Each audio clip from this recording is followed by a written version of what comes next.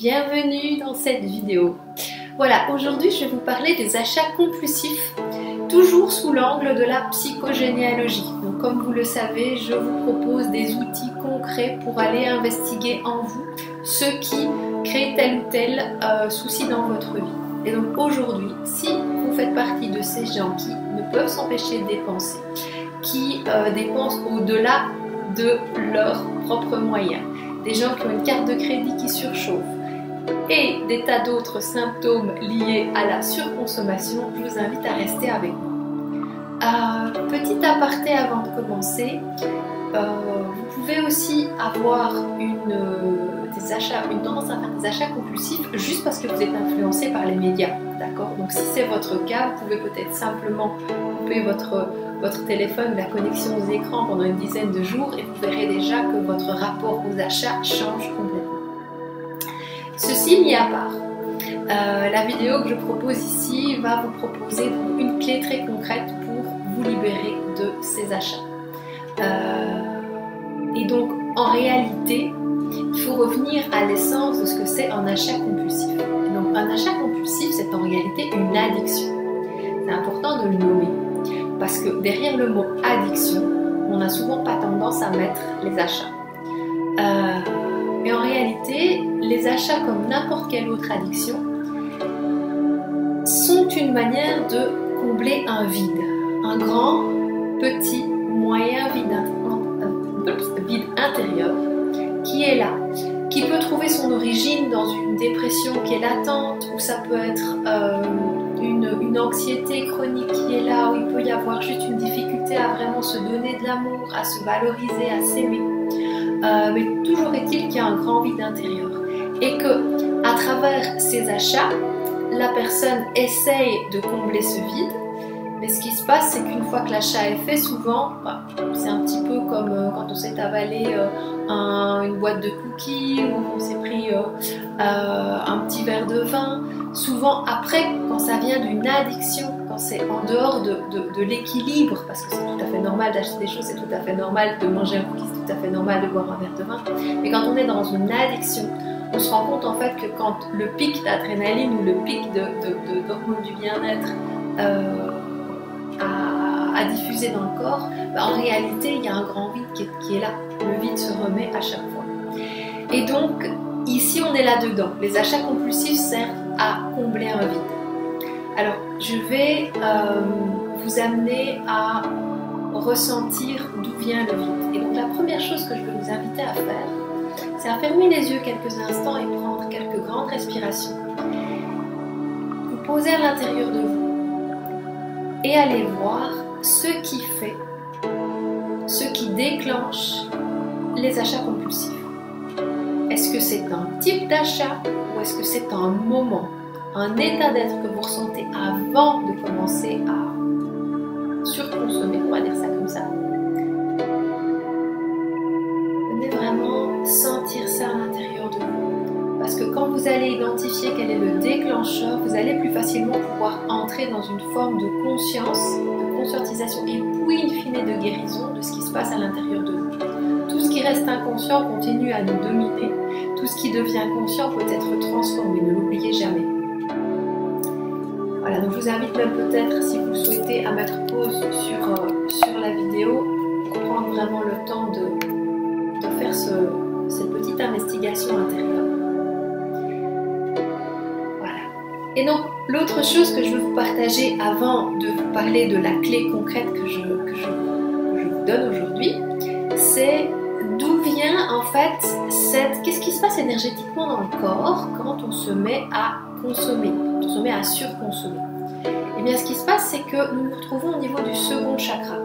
Alors, le second chakra, c'est le chakra qui nous parle de nos émotions, c'est le chakra qui nous parle de nos envies et de nos désirs. Et ce chakra-là, en fait, il est utilisé par le marketing pour nous faire consommer. Donc c'est vraiment ce chakra-là qui nous pousse à consommer. Pourquoi? Parce que ce chakra, il est vide par nature. C'est-à-dire que énergétiquement, il n'est pas rempli par lui-même, il est vide. Et donc il demande à ce qu'on le remplisse. Alors, si on était dans une société où l'intérieur était aussi important que l'extérieur, on nous aurait appris depuis tout petit comment remplir ce chakra de l'intérieur. de manière à ce qu'on puisse juste consommer de manière juste, c'est-à-dire consommer à la mesure de mes besoins et pas en surconsommation.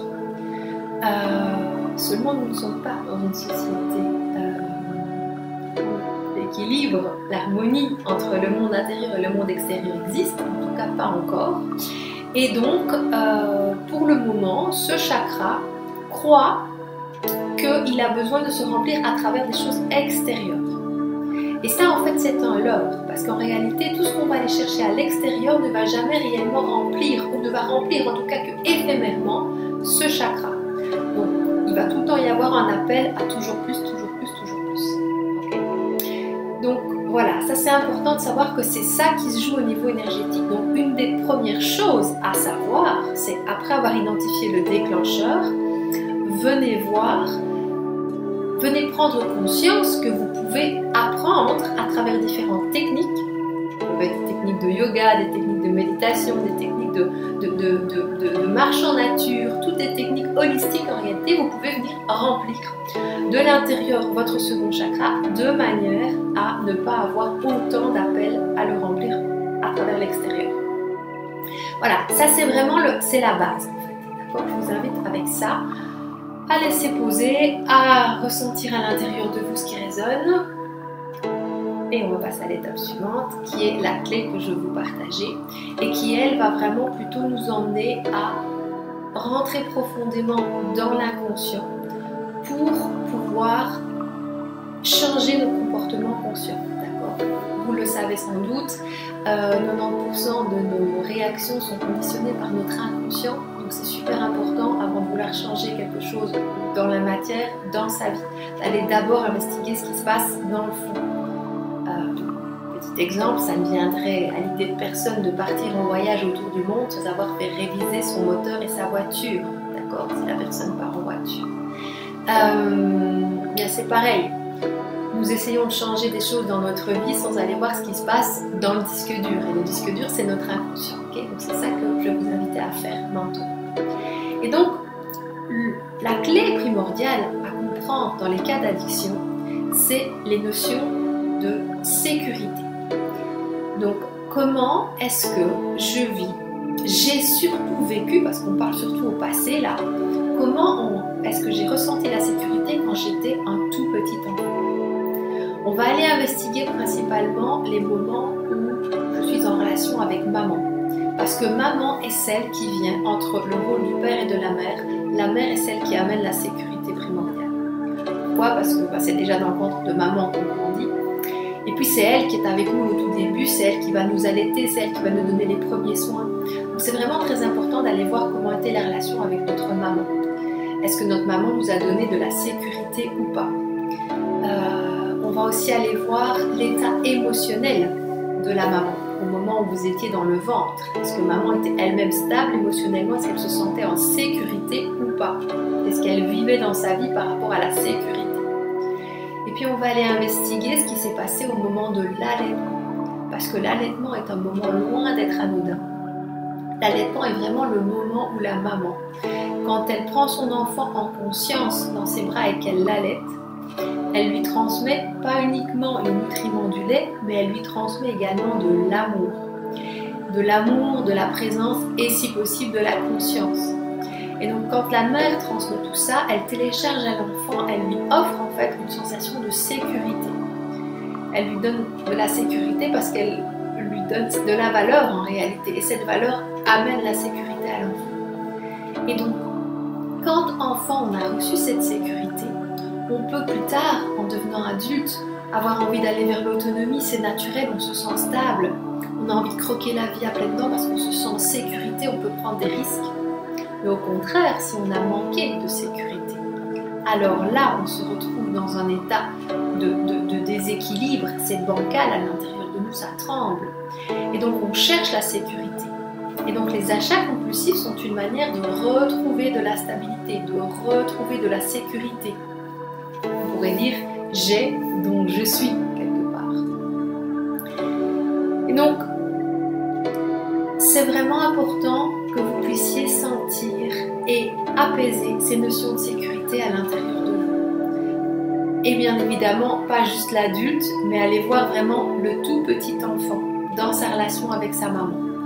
Une fois que vous avez identifié ça, vous allez pouvoir libérer dans vos mémoires cellulaires cette habitude quelque part, cette injonction d'insécurité et la remplacer par quelque chose de sécurisant. Et alors là, naturellement, vous allez pouvoir commencer à remplir de l'intérieur votre être. Le deuxième chakra va lui aussi beaucoup plus facilement à travers différentes techniques, mais aussi principalement l'amour de vous-même qui va naître de cette sécurité, se remplir. Et donc, il appellera beaucoup moins à aller vers l'extérieur. Donc voilà ce que je voulais vous partager aujourd'hui. Vraiment toujours l'importance de revenir libérer dans vos mémoires cellulaires ce qui s'est passé quand vous étiez tout petit. Et là, je vous ai aidé à pister un petit peu quoi aller libérer, donc les notions de sécurité. Alors, je vais maintenant vous inviter à juste répondre à quelques questions. Soit vous prenez un stylo, soit vous fermez les yeux, vous répondez intérieurement, mais je vais vous donner quelques pistes, quelques réflexions intérieures à avoir à travers ces quelques questions. Et donc la première question que je vous pose, c'est: est-ce que je me sens en sécurité dans ma vie? Répondez. Est-ce que j'ai souffert d'abandon dans ma vie?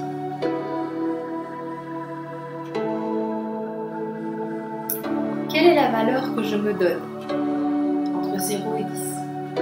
Ressentez ce qui vient spontanément. Laissez émerger les choses sans les réfléchir. Laissez vraiment répondre le corps et le cœur. Quelle est ma valeur? Et puis, quelle valeur est-ce que je ressens après mes achats? Toujours sur une échelle de 0 à 10.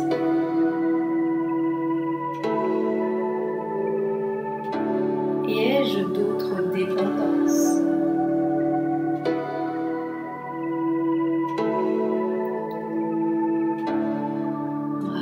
Ces petites questions-là étaient là pour vraiment vous permettre de commencer ce cheminement intérieur. Je vous invite peut-être, si cette notion de rapport aux achats compulsifs et donc à l'argent vous parle, parce que bien évidemment, une fois que vous allez arrêter les achats compulsifs, votre portefeuille va mieux s'emporter. Donc je vous invite peut-être à aller visionner mon autre vidéo qui s'appelle Ma relation à l'argent, où là je reprends vraiment 3 clés fondamentales pour manifester l'abondance et l'argent dans sa vie en alignant l'inconscient avec le conscient. C'est vraiment une démarche intérieure que je vous propose. Et là, vous verrez qu'en dessous de cette vidéo, il y a un questionnaire à remplir si vous le souhaitez, pour vraiment clarifier et aller pister en vous les différents points clés à guérir pour pouvoir manifester cette énergie d'argent dans votre vie. Donc voilà, vous pouvez aussi bien sûr prendre contact avec moi pour une consultation pour libérer les mémoires cellulaires, puisque in fine, après la prise de conscience, ce qui est fondamental, c'est d'aller libérer dans le corps la charge traumatique de ce qui a été identifié. Et donc ça se fait à travers, moi j'utilise l'hypnose et l'hypnose régressive principalement. J'utilise aussi les outils de psychogénéalogie, ainsi que des outils de rééquilibrage par des points d'acupression. Donc voilà, je vous invite à prendre contact avec moi si vous voulez prendre un rendez-vous.